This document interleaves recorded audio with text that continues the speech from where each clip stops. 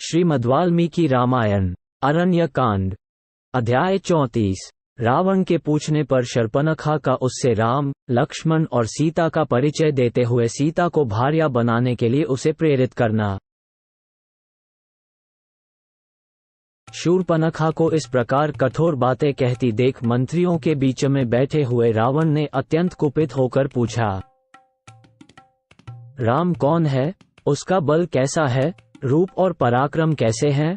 अत्यंत दुस्तर दंडकारण्य में उसने किस लिए प्रवेश किया है? राम के पास कौन सा ऐसा अस्त्र है जिससे वे सब राक्षस मारे गए तथा युद्ध में खर, दूषण और त्रिशिरा का भी संहार हो गया? मनोहर अंगों वाली शूर्पणखे, ठीक ठीक बताओ, किसने तुम्हें कुरूप बनाया है? किसने तुम्हारी नाक और कान काट डाले हैं? राक्षसराज रावण के इस प्रकार पूछने पर वह राक्षसी क्रोध से अचेत सी हो उठी। तदनंतर उसने श्रीराम का यथावत परिचय देना आरंभ किया। भैया, श्री रामचंद्र राजा दशरथ के पुत्र हैं। उनकी भुजाएं लंबी, आंखें बड़ी बड़ी और रूप कामदेव के समान है। वे चीर और काला मृग चर्म धारण करते हैं। श्री राम इंद्रधनुष के समान अपने विशाल धनुष को, जिसमें सोने के छल्ले शोभा दे रहे हैं, खींचकर उसके द्वारा महाविशैले सर्पों के समान तेजस्वी नाराजों की वर्षा करते हैं। वे महाबली राम युद्धस्थल में कब धनुष खींचते, कब भयंकर बाण हाथ में लेते और कब उन्हें छोड़ते हैं, यह मैं नहीं देख पाती थी। उनके बाणों की वर्षा से राक्षसों की सेना मर रही है, इतना ही मुझे दिखाई देता था।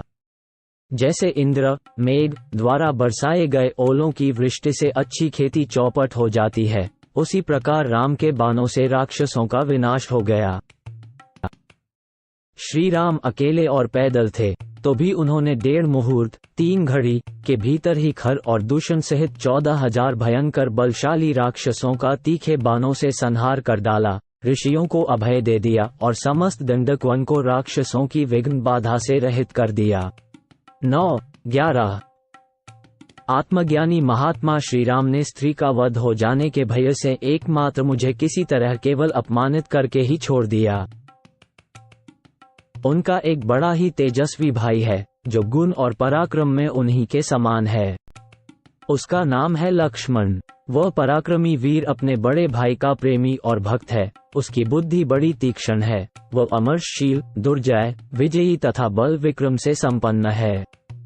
श्री राम का वह मानो दाहिना हाथ और सदा बाहर विचरने वाला प्राण है। श्री राम की धर्मपत्नी भी उनके साथ है।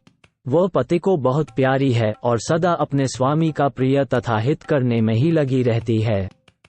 उसकी आंखें विशाल और मुख पूर्ण चंद्र के समान मनोरम है। उसके केश, नासिका, ऊरू तथा रूप बड़े ही सुंदर तथा मनोहर हैं। वह यशस्विनी राजकुमारी इस दंडकवन की देवी सी जान पड़ती है और दूसरी लक्ष्मी के समान शोभा पाती है। उसका सुंदर शरीर तपाए हुए सुवर्ण की कांति धारण करता है। नख ऊंचे तथा लाल हैं। वो शुभ लक्षणों से संपन्न है। उसके सभी अंग सुडौल हैं और कटिभाग सुंदर तथा पतला है। वो विदेहराज जनक की कन्या है और सीता उसका नाम है। देवताओं, गंधर्वों, यक्षों और किन्नरों की स्त्रियों में भी कोई उसके समान सुंदरी नहीं है। इस भूतल पर वैसी रूपवती नारी मैंने पहले कभी नहीं देखी थी। सीता जिसकी भार्या हो और वह हर्ष में भरकर जिसका आलिंगन करे, समस्त लोकों में उसी का जीवन इंद्र से भी अधिक भाग्यशाली है। उसका शील स्वभाव बड़ा ही उत्तम है। उसका एक एक अंग स्तुत्य एवं स्पृहणीय है।